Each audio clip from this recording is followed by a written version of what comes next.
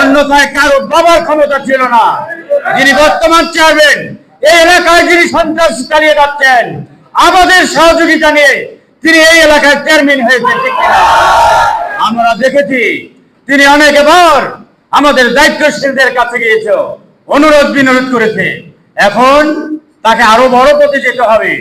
আমাদের সঙ্গে যুদ্ধ করে তার বাবার ক্ষমতা নাই, সামনের দিকে কোনো পদে সফলতা হয়, ঠিক কিনা? আমি হুঁশিয়ার করে বলে দিতে চাই, তিনি আমার সঙ্গেও অনেকবার কমিটমেন্ট করেছিল, তিনি কোনো কমিটমেন্ট রক্ষা করেন নাই।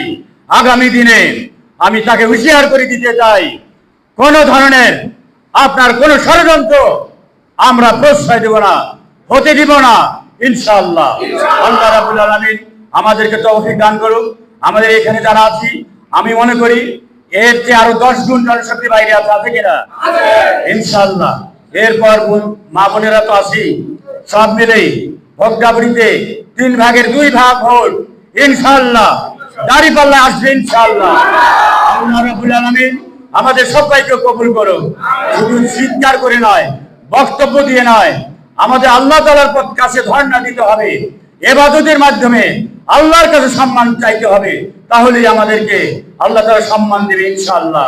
আল্লাহ রাব্বুল আলামিন বলেছেন, ইন্নামা আকরামাকুম ইনদাল্লাহি আতকাকুম। যে বেশি আল্লাহর কাছে প্রিয়, যে বেশি খোদাভীরু, সে বেশি আল্লাহর কাছে প্রিয়। তার মানে খোদাভীরু হতে হবে, ইবাদত করতে হবে। আসুন আমরা সকল প্রকার ষড়যন্ত্র মোকাবেলা করার জন্য সর্বপ্রথম